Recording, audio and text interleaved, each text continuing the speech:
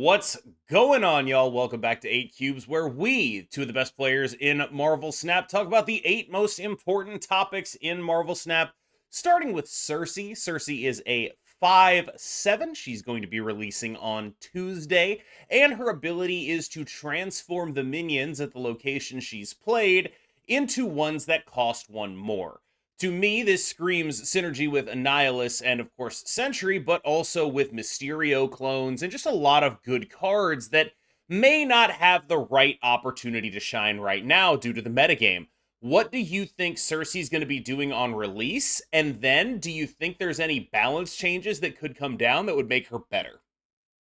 Okay, so this card has been like I favor this card a lot when doing my reviews of like this month's cards, right? Like I Mhm. put her like just below Thena because I think Thena's easier to use and more generic. But Cersei is also extremely powerful because like you mentioned, it gives like cards that have like expanded their utility already, new utility, right? Like you can like Cersei a Jubilee into a 5-drop and Jubilee already pulled something big from the deck. You can Cersei away a Void and obviously a -8 into any 5-drop is a bonus, you know. So like even the Mysterio example as well, which is something that's very popular right now because this like whole Mysterio Mockingbird like Sasquatch thing has been going around a little bit. So you can even just just Cersei your 2-cost Mysterio 0 clone into like a 3, you know. Like there's so many ways to use Cersei. Like I'm gonna go all the way down to like even if you have like a red guardian that you used and it's just 3 power, you can just turn it into a 4, you know, if you just need a bit more power. So like there is like quite literally almost no downside to the Cersei. I mean, people are gonna argue that like, oh, what if you turn it into like a Arnim Zola? I mean, like, come on, that's just classic RNG in a card game, right? But like, at the end of the day, I feel like it's supposed to be an upgrade to a card that's already on the board because it's like higher cost cards will be technically a bit more powerful. So I feel like Cersei is personally something that I would want to try in. Honestly, every possible deck and see whether it's relevant. There are certain decks that are like very obvious, right? Like the whole Annihilus thing, Annihilus Sentry thing that you mentioned. But I feel like you can't really go wrong putting her in any deck and just upgrading your 3 cost to a 4 cost, your 4 cost to a 5 cost. You know, it's like it's an upgrade, right? So I feel like it can't be that bad. I don't know. I think she's very much more you have to build around her, right? Like I think I Okay. want her like extremely definitely want her with Mysterio and Yeah. Mockingbird, right? Because she's making cards that did not start in your deck. She's discounting Mockingbird. Mysterio's discounting Mockingbird. I want all of that in what I'm doing with this card. And I think that's sort of her main niche, as it were. The question I have, and I think this is a really interesting one, because Annihilus has sort of fallen off as a card because of the rise of Professor X Cannonball, right? And we're going to get to that in a later topic, but she will transform the Void under a Professor X. And that is really interesting. It's Like, super relevant, if yes. someone is going to prof you, you being able to swing that back on them is really important. Yeah. My concern with Cersei is actually a bit along those lines and also quite interesting, which is you realize that I think I brought this up before, which is like let's say you have a void on the far right location and you play a Cersei there, right? Like it's like concentrating a lot of power on one location, you know, because the replacement card or the one that changes is the one with the same in the same location as Cersei. So there's like a lot of stuff there, and then you still need to win another location. It's like a bit more like specific Blink, you know, like Blink is a bit more flexible, but Yes. this is a bit like a bit more of a you want to play Blink. It's easier to play Blink, and like you said, this card needs a little bit more, you know, finesse. Yeah, that actually brings me to something I've been thinking about a lot recently, which is it seems like it's getting harder and harder for the devs to design a card that's Yeah, downside is low power, right? It's like a very common archetype of card where it's like all the power in this card is actually in the effect it has, right? White Tiger, for example, Jubilee, for example. We just turn those bodies into upsides now, whether that be with Blink or Cersei, and we are sort of getting to the point, even something like Ravona, right? There's a lot of turning the downside of having a small body and a big effect into a pure upside play right now. And I think it's sort of the defining thing about Marvel Snap is that this is what everything is about right now. I think that's as good a segue as any into the topic that everyone is dreading, the deck. And you know what deck we're talking about. The Thena, Angela, Kitty Pride, Sage, Ravona, Cannonball, Profex. You know what we're talking about here. Now, There are multiple versions of the deck. Some of those don't even run Cannonball Profex because they're looking to beat the Pseudo Mirror by using things like Luke Cage and Shadow King in order to target your opponents, Thena and Angela, or by using things like Claw or Iron Man in order to target your opponent's Professor X lane. However, the theory is basically the same. You have Thena and Angela to get very big, you have Ravonna to discount your stuff, you have very unfair things happening very early on the curve, whether they be Iron Man or Professor X. Unfair things are happening. And of course, the traditional build is the Professor and Cannonball, the 1-2 punch to end all 1-2 punches. Where are you at on this deck? Do you believe, as I do, that it is just clearly the best thing to be doing at any given time? Right. So fun fact, I just came off a tournament, the Conquerors event, just a few days ago, and like I think Mhm. if it's not like almost everyone, it's literally everyone brought like a Cannonball Profex deck into their lineup because it's just like strictly the best thing to do, right? Like if 16 people that may or may not have discussed their lineups all brought the same deck, then you clearly know that it's like the best thing to do. Yeah, I actually think it is really the best thing to do simply because Angela and Tina are just like hard carries of the deck, right? Like you have such a powerful early game leading into a lock out a lane with like if you have Professor X and Tina in one location, you really just don't need to have anything else there. Like it's enough, right? Tina will just grow along. It's like Havoc with no downside of sorts. Yeah. Tina and Professor X in one location. So I feel like you said, you can literally build the deck in any way, shape, or form, whether to counter that Professor X or like to just build towards that and all that kind of thing. Like I really just think that this deck is crazy oppressive. Like I mean, it's not oppressive in the way that like Hela just doesn't let you play like just you can't control the outcomes and stuff like that. But like for this deck, right, I feel there's a level of Alioth inevitability to it if you think about it. Old Alioth inevitability to it, which is the moment you see the Prof X and that lane is lost, you know that oh, if you have initiative, you're gonna die to a cannonball. Even if you don't have initiative, if your big unit is already on the board, you're still gonna die to cannonball. So like I think it limits like the final turns and what can be done on the final turns. Like I think it's fine for a while, but the thing is, this is like de facto just straight up the best thing to do like now, right? So I think it's gonna be a bit of a problem because everybody's just gonna build their decks to do this thing. Like you say, whatever else, what other 10 or like 8 cards are in the deck, it doesn't really matter. As long as your deck can go like Profex into Cannonball GG, it's like that's just what you're supposed to do, you know. So I think this is gonna be a problem like eventually. Yeah, and I think one of the things that really sticks out to me, and we're again sort of verging on our next topic here, but at High Infinite, I think everyone is kind of used to this, right? Like, Yes. I'll snap a Profex, and my opponent will be like, "Yeah, I know that's a Profex. I'm gonna beat your Profex. Like, I know what's going Yes. on here. Sorry, dude, I'm too smart for this, right?" And so I almost kind of wonder if there's like a little bit of a reverse Loki factor happening here, where this deck is fairly simple to pilot, and so it becomes Mm-hmm. this insanely oppressive thing. Meanwhile, in Top Infinite, you're running into like people playing Claw and flipping your Professor X lane all the time. You're running into like everyone who has built to beat it. So let's jump into that topic. What are we doing to beat this? Oh, on that note, I want to add one more thing Hmm. first, which is I feel the last time we've had such a quote unquote I totally know what you're gonna be doing when you snap here kind of meta was pre-nerf Zabu, the three mana Zabu, right? Right.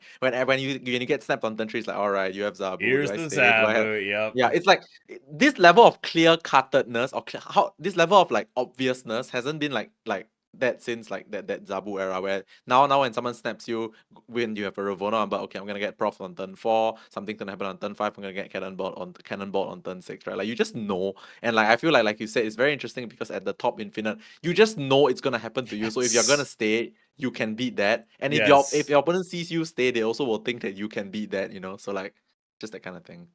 It's really remarkable. Yes. So for me, what's been working the best, I know this might sound a bit weird, is the Namora deck.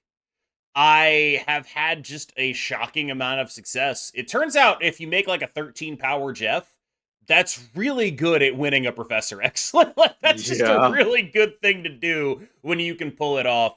And even when you can't pull it off, like there are certain situations against Professor X decks where it's like if you miss that cue, like if they snap you and you're like, I didn't notice, I messed up, you could have won those games. There's a lot of those. Like I make that mistake sometimes. And I think that there are many decks in this vein. There are the decks that are playing Shadow King Luke Cage to target the Thena and the Angela. There are the decks that are playing Claw and Iron Man to target that stuff. I'm playing a bounce list that is very heavy on Sasquatch and Mockingbird in order to deal with that stuff, because if you ever get the sense that they're going to be a prof deck, you have to immediately start dumping giant dudes down as fast as you can and making it impossible for them to reasonably Professor X you. There's a lot that you can do about it in terms of build, but I think the issue is that much like Galactus, it becomes this situation where, like, if you aren't prepped in build, then you're just gonna lose to it. If you aren't thinking about it when you build your deck, you're gonna get Yes. run over, and that's just not a good dynamic to have. Yeah, I also want to say, because I think you covered one important point already, which is like if you have like a singular thing or like a way to suddenly just get a burst of power in that so-called Professor X, Tina, or like or whatever location, right? Then their cannonball feels a bit worse, right? Because they don't actually straight up just win you despite Professor Xing a location. And I don't want to talk too much about this now because we'll be talking about this later. But like Thanos has Space Stone and Soul Stone now, which is crazy because Space Stone effectively gives you a 10 power jab, quote unquote. Because Thanos always starts in your hand. And Soulstone is very interesting because Soulstone says your Thanos cannot be destroyed, right? So a lot of people they will snap Provex into Cannonball, and when they don't realize that like with the Soulstone on board, your Thanos can't move and can't die. So like when they snap you and then they play Cannonball, you just slam the Thanos in that same location, and 10 is bigger than 8. So a lot of the times I just get a random win out of nowhere because they think that the Cannonball will win in the game. But I play a Thanos with a Soulstone on the board, and then that's that. I mean, or you could just drop the Thanos in the prof lane, right? Yeah, either way, yeah. Either way, whichever stone you have available to you, then you dictate the play. So Yeah. So, on that note, I guess it's time to talk about what we want out of the patch. And I want Professor X to be obliterated. I get a lot of people okay. saying, like, oh, they should make him a 5-2. That way he won't work with Ravona.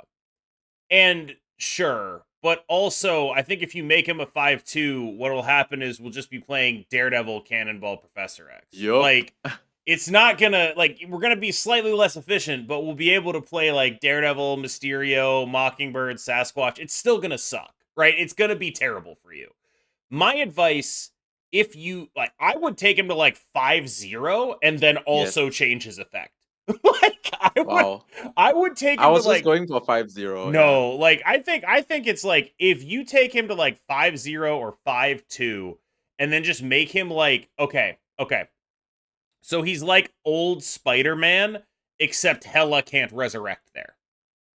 Okay. So like you could Doctor Okay. Doom, you could move stuff, you could do all that, but just specifically just old Spider-Man plus Hela. That's my pitch 5-0. That's where I'm ballparking this. But I mean, personally, I was just looking at the 5-0 with the same effect. Obviously, clearly Mm-mm. you want I want more, but more. like I want I more. I think want blood. most people want more anyway. But like I mean, 5-0 with the same effect to me means you definitely need one more card there, which I think will matter over like a significant sample size. But actually, what I really wish is like okay, so I've been talking about this for a while, but like Mm. because sometimes they rework cards completely, right? So maybe in the line of reworking Professor X, can they just rework Kang as well? Like I keep talking about the Kang rework. Like I want my Kang. I want the Kang that I keep talking about to be in the Yes. game. That was actually a good Kang because I brought this up with other people as well, and they're like, "Oh, that's actually a good Kang. The Kang that actually shuffles a random copy of itself into your deck at the start of the game, and then you have no idea which variant it is. That kind of thing, yeah. Like I want that Kang because the current Kang is just completely. I mean, it's not useless per se, but it's not used at all. It's not used in deck, so The only thing I feel about your Kang is that shuffling it into the deck randomly means that it's very difficult to design ones that will be useful in enough situations. Like you have like the Thanos problem, right?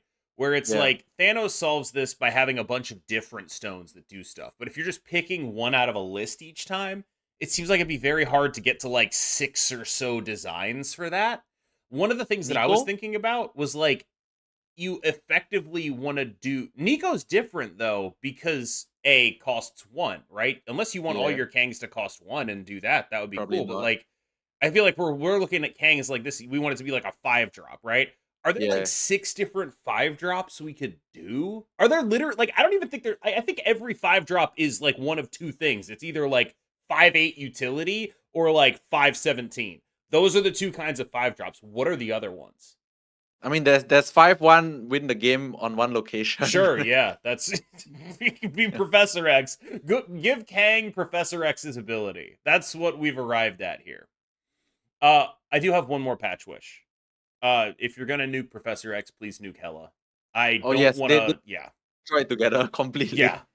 I don't want to have like a minute of like our long national nightmare is over, and then I just have to play like 75 Hella gamers. Please save us from this evil. Among other things, Lamby, you are known as the Thanos guy.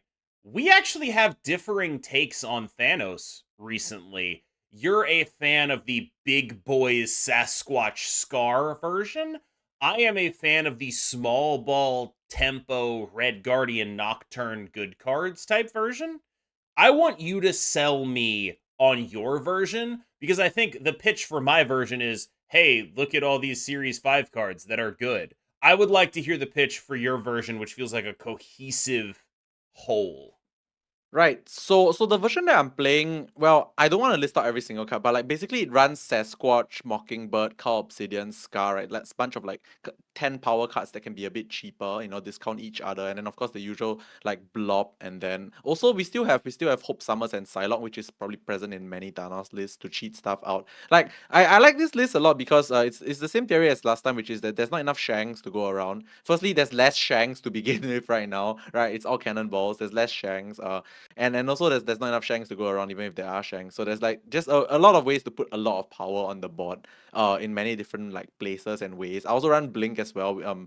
If you blink a stone, sometimes you get lucky and roll a 6. You roll a 10 power thing and then your Scar gets randomly discounted, that kind of thing. I guess it's a bit more of a scammy build. It's a bit more high rolly. It's more exciting. And I honestly stress the exciting part very heavily here because I do not think Thanos is very strong right now. Like I make no like I will make no like I'll always tell people that like now because we have a Thanos that's stuck in your opening hand with a Mind Stone that costs 2, we have a Time Stone that doesn't do Psylocke things anymore. Like I do think Thanos is not in a perfectly great spot, but like with the build that I'm playing, honestly, I'm playing it because it's exciting. Like it's not exactly like the best, I'll never say a Thanos deck is the best right now, but it's an exciting build and like it puts a lot of stuff in a lot of places, and you can like I know sometimes you can just go crazy and then you play Sasquatch and then you can play like Sasquatch and then you play what's that called, Sasquatch, Mockingbird and all that on the same turn. It's a lot of fun, there's a lot of stuff, and yeah, I kinda like that right now when I do play Thanos, of course. Yeah, my build is just like, okay, so you take the Profex Cannonball deck and then you put Thanos in A it. Thanos in it, Yeah, yeah. like, it's like a very easy sell. I mean, I'm not playing You know Thena, that would Angela, be so Kitty, much but better if like, that yeah. would be so much better if it was still the old Soul Stone, because that's a 1/5, right? And that aids Professor X so It much. would be so good. I mean, like, having Mockingbird is like the real reason to play the deck. Like, it's just that's a 0/9, right? Like, that's why you play Yeah. Thanos right now. And it would be astonishing if Soulstone was a 1/5 right now. I actually think Thanos would just be straight up good if that was still happening. I think it'd be a bit better. So there were two major takeaways from Second Dinner's debacle with the IGN live development roadmap. The first one was IGN did not seem to air it at all. It ended up getting uploaded on YouTube after the show. I know there were people watching like 6 hours of IGN talking about like some guy who like was ranking his favorite Nintendo characters, and they were like, "Where's the Marvel Snap?" And it was absolutely nowhere. And what ended up getting announced, I think there were two things that I want to talk about. The first is No Mastery. The second is Cassandra Nova and the sort of Deadpool event that is going to be happening. Now, I'm starting with the bad news because I was not aware of how many people were into character mastery. I just wasn't. Like, I talked to Alex Kocha, I talked to several other Marvel Snap creators because I'm out of touch with this aspect of the community. I do not know what it's like to care about cosmetics. I don't care about them. And not like that. Like, I enjoy my cards looking good, but I'm not ever going to buy a border for them, not at the prices they're being sold. So it's just like, oh, okay, that's not for me. Fine, whatever. When it comes to character mastery, that was another thing I chalked up as, oh, okay, that's not for me. And so I talked to these people about it to try to gain a greater understanding of what they thought it was. And as I understand it, their belief, and I believe this was substantiated by like dev comments in the past, was that character mastery would reward you for having a lot of variance of a card.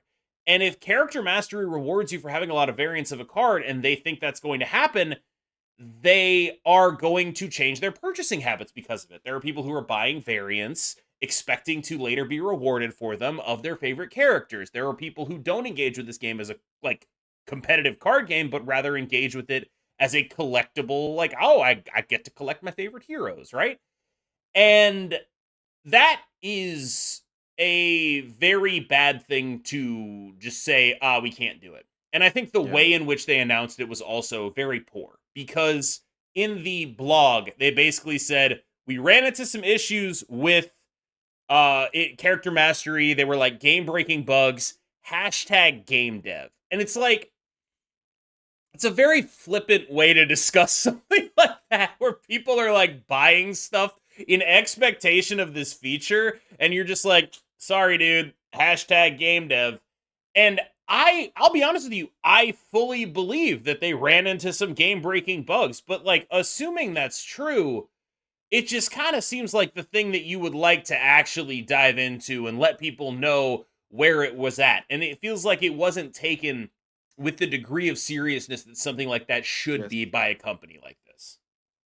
Actually, I don't have I don't have much to add about this except one. Actually, I have one thing to add only, but it's actually one super important point. Mm, I obviously don't want to make assumptions, but I feel like what the issue with this is that I don't think they realize how seriously people took like certain things that they said, because yeah. the thing is, Marvel Snap has always been a game. Marvel Snap and Hearthstone similarly is a game whereby there is no marketplace in the sense by if like people buy stuff, it's just solely for themselves, and then like there's no way you can trade it or like resell it or whatever. But the thing is, their announcement did make people purchase things in a certain way, correct?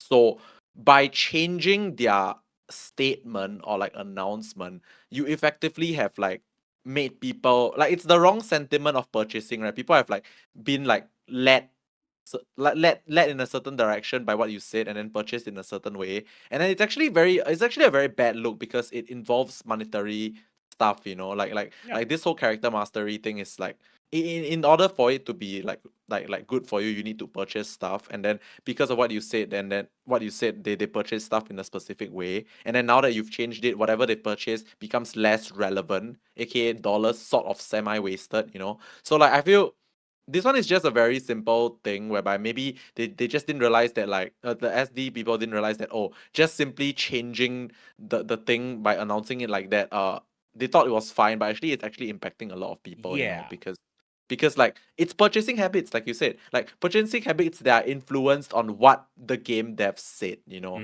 so I feel like it's actually a bigger issue than they might think, so that's a bit unfortunate. Yeah. It's like I can sort of see how you get there, right? Like again, Yeah. purely hypothetical, this is just me speculating. But like if Mm-hmm. you're doing an announcement, you don't want to lead with this is bad. Hey, here's why mastery's Yeah. not on here. It sucks. What you want to do is mention it and make a joke and move past it, right? But in making a joke, they made the joke about the thing people had invested in, right? Like Yes. it's totally valid to say we ran into some game breaking bugs. It's going to take us longer than expected to do mastery. We don't want to put a time limit on it because of how game breaking these bugs are. That's why we're working on tech fixes or whatever, right? Like you could say that. And instead, they just said, we ran into some game breaking bugs, hashtag game dev. And it's like, Yeah. it's like a little too flippant, honestly. It like and I get what the impulse to do that is, but it just comes across like there are not people who have been purchasing stuff with the expectation of the system existing. Correct. Here's the flip side. Because I think I was just pretty harsh there, but like honestly, I don't think I was overly harsh. The flip side is if you ask me what the number one thing I want in Marvel Snap is, I've always said the same thing, game cheaper. I've always wanted the game cheaper. It's kind of always been my answer. Give me free cards. Give other people free cards. I don't really need them. Like, give people the ability to compete with me. I don't want to win because I have a better deck than you. Well, I mean, I do, but like, I want you to have access to be able to do that. I want to be smarter than you. I don't want to be richer than you, right? And they, as far as I can tell, and we don't really know the details of it yet, but in the Deadpool's diner, rewards track is Cassandra Nova, a new card. You will get a card for free. There will be like, you won't have to like spend cashes on her or anything. You play the game mode and you get the card. And I think my question is, how easy is this card to get? Because one of the Yes. things I would like to avoid is those cards going to like the top 5% of players. That would suck.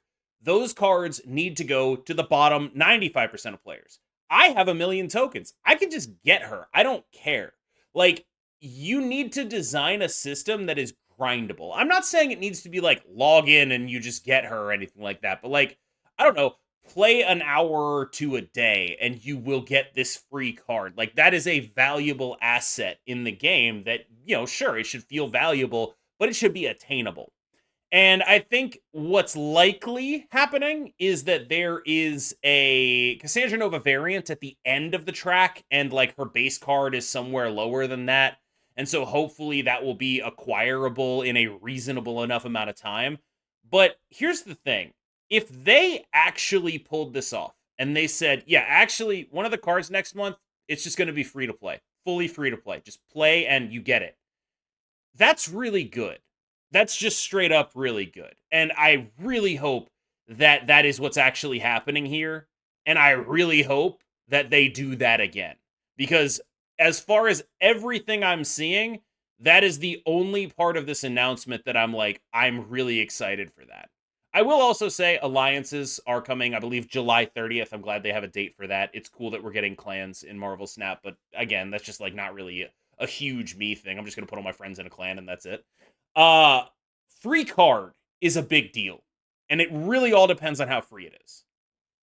Yeah, personally, okay, so personally, I'm actually quite hyped for clans because I've always wanted some form of social system in the game, and from what I saw from the screenshots, there's actually like a bit of social It systems. looks Like you can cool. chat a bit, you can Yeah. chat a little bit, you can, I kind of miss that from like the Hearthstone days. But yeah, so that's just me personally. But yeah, with regards to the Cassandra Nova thing, I actually agree in the sense that like this like so-called like free to play track and you just get a card, right? I feel like if it works, they should like do it at least like once a month, like get one of the cards per month. It's just free, free in terms of like monetary wise, but like you spend a bit of time and you get the card. But like I think what we are talking about, what you're saying is the ease or difficulty of getting said Yes. card, right? Like it cannot be win infinity conquest level of difficult, no shot. Yes. But It it has also to be cannot be easier than locked. that. It also cannot be locked in once every day. Like it has to be like maybe I feel like maybe the sweet spot is like if you are like really good at the game, you can get it in like 1 hour. But if you're Mm. not that good, it probably will take you 3 hours. But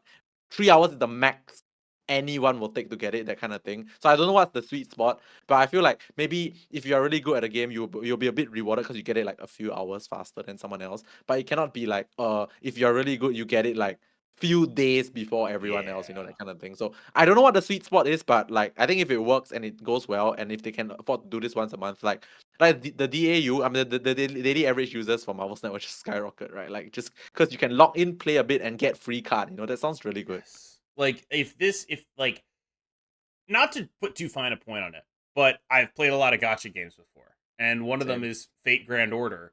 And every month they give you like a 4-star plus servant, basically. Like a just a solid, useful, occasionally functional unit. Sometimes it's good. You do an event to get it, you farm through the event, you like upgrade the Noble Phantasm to like NP5, and that is a useful resource. It's not like end game content viable, but like some of them are pretty decent. And again, like we talked about Nexus events previously, Marvel Snap is a little gotcha, right? Like it's a little bit like that. And I think it could benefit from some of the tendencies of those games to like give legitimately decent units as a free reward for playing through like a campaign or something. And I really hope they iterate on this idea and keep doing it because free cards are good. Indeed. All right, I know you just heard a lot of KM yapping. Now you're going to hear KM asking for advice. Lamby, how do I stop putting blinders on when I tilt? Like, it feels like I'm getting sucked into the game and it's just like I can't think about other stuff and it's just like I have to keep playing. How do you deal with that? Okay, so This is literally like my life's work. So it's never gonna be enough in just one topic. But I'm gonna like summarize like some of the main points so that everyone can just learn a little bit. So the main reason why what you just suggested actually happens is because, sad truth, we all have to admit it. If we are invested in a game or a thing, we put certain amount of our self-worth on this thing. Like we can't deny it. Like a certain part of ourselves feels good when we win in like a game, like I feel great today because I've won 10 in a row. I feel bad today because I lost 10 in a row, right? Like no matter how little people want to admit it, it's actually very true if you're invested in something. So I feel like when we tilt, it's because we have a certain expectation of ourselves as well. Like, oh, I'm maybe like top 20 on the ladder. I shouldn't be losing like for the last half an hour. That's not possible. But I mean, obviously it's a card game, so it's possible. So the thing is, you know this, you know that it's a card game, you know that you can lose, but it's just the feeling of like it doesn't feel good because like it's not supposed to happen this much, you know. I'm not supposed to be losing this much, but you know it's still a card game. So the thing is, the way this happens is like you get so focused on like trying to win games and you forget about all the things that you already know, like variance and all that, and like chilling and stuff like that, and you get so absorbed and then you tunnel vision and you are unable to do anything else because honestly you don't want to do anything else because the Yeah. thing that you're supposed to be great at is not going great today, you know. But Yes. like I feel like the thing is, it's one thing to feel this way, it's another thing to feel this way and know when to like cut it, like know when to like stop what you are doing. Because I personally feel like tilting, it's easy, it's always very easy to like fall into tilt, but it's very difficult to pull yourself out of tilt, you know, because you're already in the zone of like you feel really bad and then you just keep going and going. I feel like one of the biggest advices that I would give people when it comes to tilt is that you need to catch yourself before you fall too deep into a session of tilt. Like it's you need to see the signs. Like you need to see the signs like, oh, for Marvel Snap, some of the signs that are very evident is I change deck every time I lose a game. Every time I lose a game, I change to the new deck. I stay for 8 cubes hoping that it never like I don't lose here, even though like 3 hours ago you would never stay here. You know, all these kind of things. Like it's really about noticing when you are starting to play like shit. Apologize for the language, but it's really starting to notice when you play like shit and getting out before you continue to keep playing like shit. So like I don't want to talk about like how you can get yourself out of tilt because that's gonna be like very personal to each individual person. But in general, if you notice that you're starting to do weird things that you would never do, that's the sign to stop. And if you can stop there, you will save 3 hours of losing on the ladder, for example. But if you don't stop there, you'll probably spend 3 hours losing on the ladder. So like Hell okay, so yeah. TLDR, the tip is like if you can catch yourself doing weird shit, stop and do something else.